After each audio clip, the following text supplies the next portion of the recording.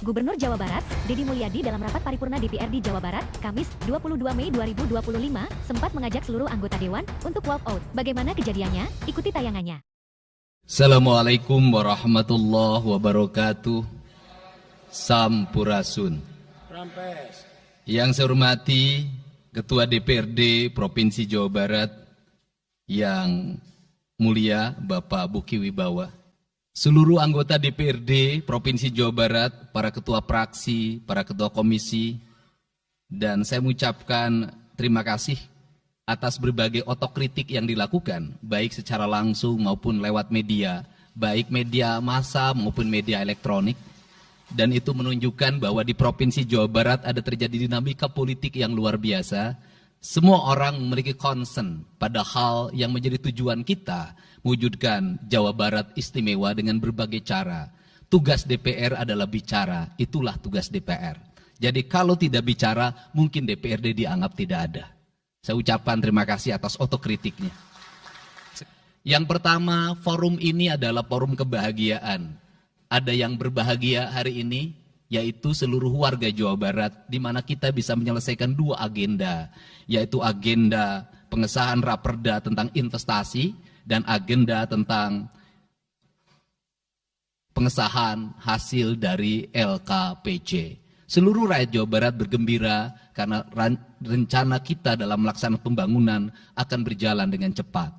Tetapi barangkali para media sangat kecewa. Karena hari ini tidak kejutan-kejutan lagi sehingga viewernya mungkin agak menurun hari ini. Tetapi kita harus berkorban demi kepentingan rakyat Jawa Barat. Kita kesampingkan viewer, kita kesampingkan komen, kita utamakan kepentingan rakyat Jawa Barat. Sebenarnya konsep pidatonya sudah ada, tetapi saya mencoba menyatukannya. Yang pertama adalah bahwa kita bicara tadi tentang berbagai rekomendasi. Dan rekomendasi itu juga termasuk di dalamnya disahkannya raperda tentang investasi yang sebentar lagi menjadi perda.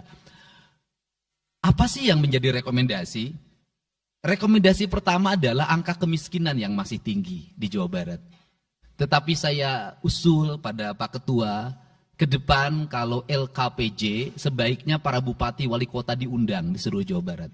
Karena Jawa Barat itu pertanggungjawabannya bukan di OPD Jawa Barat.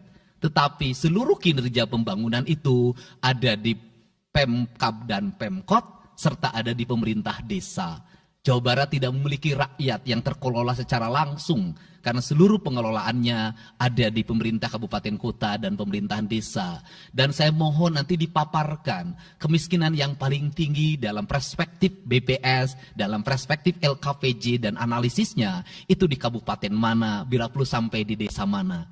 Kemudian angka investasi tertinggi di kabupaten mana, angka investasi terendah di kabupaten mana, infrastruktur yang berproblem di kabupaten di mana, sehingga semuanya terpetakan dengan baik, sehingga nanti kita bisa mengorkestrasi antara pembangunan Provinsi Jawa Barat, pembangunan kabupaten kota, dan pembangunan desa secara bersama-sama dan berkeadilan. Kemudian yang kedua, bahwa investasi ini menjadi aspek yang utama dalam kinerja pembangunan Provinsi Jawa Barat hari ini. Kenapa? Karena satu, angka kemiskinan kita masih tinggi. Kemudian angka kemiskinan yang tinggi di Indonesia sebenarnya juga dipengaruhi oleh jumlah penduduk yang tinggi. Sehingga persentase kecil menurut Jawa Barat, tetapi menurut nasional menjadi besar. Keberhasilan Indonesia sangat tergantung terhadap kinerja pemerintah Provinsi Jawa Barat, pemerintah kabupaten kota, dan pemerintahan desa. Yang kedua adalah pendidikan. Yang ketiga adalah infrastruktur. Yang keempat, kesehatan. Yang kelima, pengendalian penduduk. Yang keenam adalah pengendalian lingkungan. Kemudian yang ketujuh adalah belanja pemerintah yang masih besar. Belanja tidak langsungnya, yaitu belanja untuk kepentingan pegawai. Yang kedelapan adalah pengelolaan aset. Seluruh rangkaian yang menjadi rekomendasi ini adalah tugas kami untuk meneruskan rekomendasinya. Tetapi yakinlah bahwa apa yang kami lakukan selama ini, langkah-langkah yang seringkali kontroversi, langkah-langkah yang seringkali dianggap one man show, langkah-langkah yang seringkali dianggap terlalu sendiri dan terlalu konten, sesungguhnya adalah langkah-langkah menyelesaikan ini semua. Saya berikan contoh. Kalau saya melakukan operasi terhadap penutupan galian C, penutupan areal-areal pelanggaran terhadap lingkungan, kalau saya mengkoordinasikan terlebih dahulu dengan jajaran saya, bisa jadi operasi saya gagal. Kenapa? Karena begitu rapat, besoknya penambangnya sudah tahu apa yang akan kami lakukan. Sehingga kejutan-kejutan itu dilakukan untuk memberikan efek kejut. Dari efek kejut itu melahirkan viral. Dari viral itu melahirkan atensi. Yang pada akhirnya hari ini Jawa Barat seluruh penambangan liar bisa diselesaikan secara hukum. Dan Kapolda memberi atensi yang sangat tinggi. Hari ini Jaksa Agung memberikan perintah kepada Kejaksaan Tinggi untuk melakukan proses pidana bagi siapapun yang melakukan pelanggaran lingkungan dan memberikan kerugian bagi kepentingan masyarakat. Yang kedua, saya sampaikan juga mengenai bagaimana melakukan penanganan terhadap berbagai problem lingkungan yang terjadi, nilai tukar petani yang menurun, kemudian musibah bencana alam yang tidak berhenti. Perlu kami sampaikan bahwa Gubernur Jawa Barat sudah mengeluarkan peraturan gubernur yang melarang alih fungsi lahan, yaitu larangan alih fungsi hutan, larangan alih fungsi areal perkebunan, larangan alih fungsi sumber-sumber pengairan, larangan air fungsi daerah airan sungai, dan larangan alih fungsi pesawahan. Yang itu harus segera ditindaklanjuti oleh kabupaten kota dengan melakukan evaluasi tata ruang secara menyeluruh. Karena inilah jalan yang terbaik apabila kita ingin melakukan perubahan lingkungan di Jawa Barat. Kemudian, masih bicara kemiskinan hubungannya dengan pendidikan. Saya sampaikan bahwa problem kita saat ini, saat pemerintah menggratiskan sekolah sampai SMA, swasta masih bayar. Maka gratis itu tidak punya makna. Saya tadi di jalan itu bertemu dengan orangnya menangis di depan saya karena seragamnya tidak bisa terbayar. Saya katakan harga seragam berapa? 1,5 juta. Saya balik, jajan anak ibu berapa? Sehari 20.000. Apa sih yang terjadi? Yang harus diperbaiki bukan hanya pemerintah, tetapi juga masyarakat harus diperbaiki. Apa yang harus diperbaiki? Ke sekolahnya harus selalu gratis, tapi biaya konsumsi anaknya selalu diikuti. Apa artinya gratis? Kalau bekal ke sekolah 50.000 per hari. Negara mengeluarkan biaya, tapi orang tua mengeluarkan biaya. Maka kami sudah mengeluarkan surat edaran. Yang surat edaran itu sesungguhnya sebagai upaya sistematik dan menyeluruh sampai tingkat pendidikan dasar, walaupun itu bukan kewenangan gubernur. Tetapi dari sisi surat edaran gubernur bisa dijadikan landasan bagi para bupati dan wali kota membuat surat edaran yang sama. Apa sesungguhnya yang menjadi alam pikiran saya? Alam pikiran saya, kemiskinan terjadi bukan hanya pada persoalan menurunnya pendapatan, tetapi kemiskinan terjadi yang paling besar adalah karena meningkatnya biaya hidup.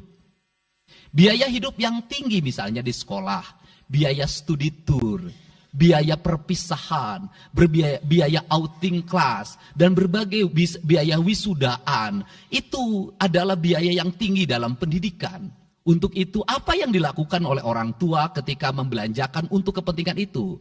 Mereka pinjam bank emok, mereka pinjam bank keliling, mereka pinjam bank pinjol, mereka pinjam NBK, dan mereka pinjam bank Pancasila. Menghentikan ini sesungguhnya, saya lagi menghentikan mereka tradisi meminjam uang dalam keadaan terdesak pada para rentenir. Dan ini strategi untuk menurunkan kemiskinan. Kemudian yang berikutnya adalah perhatian ketika rakyat sakit. Maka pemerintah harus cepat hadir menangani. Kenapa? Karena orang bisa jatuh miskin ke dalam jurang yang lebih dalam. Manakala dia sakit tidak ada yang mengobati, BPJS-nya tidak mampu mengcover, biaya untuk ngontrak selama dirawat di Hasan Sadikin tidak punya, biaya untuk makan untuk keseharian tidak ada, sedangkan tulang punggungnya berhenti karena sakit. Ini juga menyebabkan kemiskinan.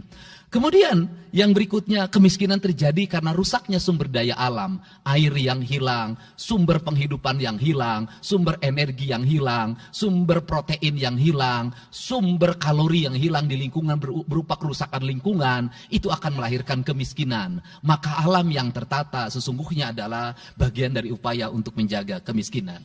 Kemudian yang berikutnya adalah belanja infrastruktur yang harus meningkat, dan itu di belanja sekarang kita sudah melihat. Itu adalah bagian dari menyelesaikan problem kemiskinan. Konektivitas infrastruktur sangat penting dalam menumbuhkan ekonomi. Tetapi di balik itu kebudayaan rakyat tidak boleh berubah. Kenapa? Infrastruktur baik bisa jadi tanahnya dijual karena mahal. Pada akhirnya menjadi miskin kembali. Infrastruktur harus seiring dan sejalan dengan kerangka berpikir publik yang mengerti akan hak atas tanah.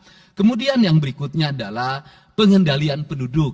Booming penduduk di Jawa Barat relatif besar. Untuk itu harus dibuat berbagai upaya untuk menyelesaikan problem kependudukan. Saya berkali-kali bercerita bagaimana di Majalengka saya bertemu dengan sebuah keluarga yang tinggal di kontrakan, yang ayah dan ibunya tidur ketika jam 11 siang dan anak-anaknya berjualan di alun-alun. Jumlah anaknya 11 dan ketika saya berkunjung ke tempat kontrakannya sudah hamil lagi yang ke-12. Ini problem.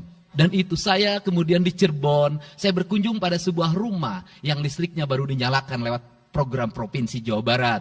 Rumahnya itu ternyata anaknya sudah 4. Padahal dia baru saja menyelesaikan rumah dari pinjaman senilai 25 juta. Dan itu pun belum selesai dan rumahnya 1 kamar. Ketika keluar dari rumah itu saya bertemu dengan seorang bapak yang meminta kepada saya untuk ber-KB. Anaknya sudah 7. Dia tak mau lagi untuk anak yang ke-8. Saya katakan bahwa jumlah anak sangat identik dengan problem kemiskinan. Betul, kemiskinan tidak akan bisa diselesaikan dengan hanya mengatur kelahiran, tetapi setidaknya pengaturan kelahiran adalah bagian dari untuk menekan angka kemiskinan. Dan yang terakhir adalah dari seluruh rangkaian ini adalah belanja pemerintah harus menjadi stimulus bagi kepentingan masyarakat. Maka jumlah-jumlah proyek harus terus segera digulirkan, digelontorkan menjadi kegiatan publik sehingga banyak orang yang kuli, banyak orang yang nyapu, banyak toko-toko yang buka, semen terjual, besi terbeli, dan kemudian regulasi ekonomi berjalan. Warung-warung bisa menjadi tempat para kuli siang hari makan siang. Dan ini adalah bagian dari strategi stimulus ekonomi yang digulirkan oleh pemerintah itu memiliki sumbangsi terhadap 12% pertumbuhan. Dan yang terakhir adalah investasi. Investasi itu modalnya ada 3. Yang pertama adalah konektivitas infrastruktur, ketersediaan jaringan air bersih. Kita jujur hari ini saya sampaikan ke DPRD, banyak perusahaan-perusahaan yang masih menggunakan air bawah tanah tapi tidak berizin. Bayar pajak tidak, jalan terus. Karena kalau dihentikan mereka pabriknya berhenti. Setelah itu apa? Mereka menjadi objek pemerasan beberapa pihak dalam setiap bulan karena dianggap melanggar perda. Tetapi kalau juga mereka dihentikan, maka pabrik itu berhenti. Dilema itu harus segera diselesaikan. Caranya bagaimana? Caranya adalah pemerintah provinsi melalui Bapeda hari ini harus segera merancang daerah-daerah yang menjadi kawasan industri harus dibangun fasilitas infrastruktur jaringan air bersih dalam bentuk investasi pemerintah sehingga nanti dikoreksikan dengan PAM-PAM atau PDAM di setiap kabupaten kota secara terkoneksi. Dan ini jalan bagi kita menyelamatkan lingkungan dan menorong pertumbuhan PDAM di setiap kabupaten kota. Karena apa? Karena angka pembayaran yang dilakukan oleh industri jauh lebih baik dibanding angka rumah tangga dan angka-angka layanan sosial lainnya. Itu yang pertama. Yang kedua adalah tumbuhnya iklim investasi di mana masyarakat merasa nyaman. Investor merasa nyaman ketika perizinannya cepat. Saya memberitahukan ya bahwa di Indramayu ada pabrik sepatu yang selama 2 tahun tidak mau buka hanya karena perizinan lingkungan hidupnya belum kelar. Saya ngambil langkah pasang badan, lakukan pembangunan karena itu menyerap 8.000 tenaga kerja. Kemudian di Cirebon juga seperti itu, banyak perizinan yang menggantung bertahun-tahun. Hari ini saya janjikan dalam 1 bulan ini seluruh perizinan di Jawa Barat tuntas dan selesai. Dan saya meminta kepala BPM TSP menjadi VR pemerintah Provinsi Jawa Barat untuk senantiasa tiap hari melihat data dan dokumen di setiap kabupaten kota. Mana yang terlambat, mana yang mengalami hambatan. Kemudian yang berikutnya adalah kenyamanan dalam berusaha. Kenyamanan dalam berusaha adalah keterangan para investor dan lingkungan masyarakat terhadap berbagai aksi gangguan dari orang yang mengatasnamakan diri preman. Untuk itu hari ini kita cukup bersyukur di Jawa Barat, Peristiwa ini sudah hampir tidak ada. Kapolda kalau dengar ada preman, hari ini turun termasuk ke Garut, dengar ada preman, Kapolda turun. Ini semua stakeholder sudah bergerak dengan baik, layanan investasi sudah berjalan dengan baik, tinggal satu lagi hambatan investasi adalah masyarakat menaikkan harga tanahnya luar biasa. Kasus BYD, kenapa mengalami hambatan sekitar 20 hektar, masih belum terbebaskan? Karena rakyatnya hari ini meminta 3 juta rupiah per meter. Padahal di situ dulu 150 ribu, itu pun jarang yang beli. Ini problem kita. Apa peran gubernur saya sampaikan? Peran gubernur bukan hanya mendorong bagaimana investasi berjalan melalui mekanisme administratif. Saya sampai turun untuk mijitin orang yang jual agar mau jual. Dan sudah ada beberapa yang berhasil saya rayu, saya dekati dengan harga. Itu pun tidak terlalu rendah, harganya 1,1 juta. Itu sudah paling murah. Ini yang terjadi di Jawa Barat hari ini. Tidak mudah mengelola sebuah wilayah yang begitu luas. Tidak mudah mengelola sebuah daerah yang kabupaten kotanya sudah otonom. Diperlukan pendekatan-pendekatan seorang ayah pada anak-anaknya. Sehingga hari ini saya di Provinsi Jawa Barat, saya tidak memposisikan gubernur. Saya kadang memposisikan menjadi ketua RT. Saya kadang memposisikan menjadi ketua RW. Saya kadang memposisikan menjadi kepala desa. Kenapa? Karena warga ini perlu disentuh dengan pendekatan emosional yang kebapaan, bukan pendekatan struktural. Untuk itu saya yakin bahwa forum ini adalah forum kebahagiaan bagi kita semua. Kita sudah bisa menyelesaikan 2 agenda besar. Semoga ini menjadi kado terindah bagi masyarakat Jawa Barat. Insya Allah kami akan menjalankan pemerintahan dengan baik. Apa yang kami susun, apa yang kami rancang, dan apa yang kami kerjakan adalah semuanya kami dedikasikan untuk kepentingan masyarakat Jawa Barat.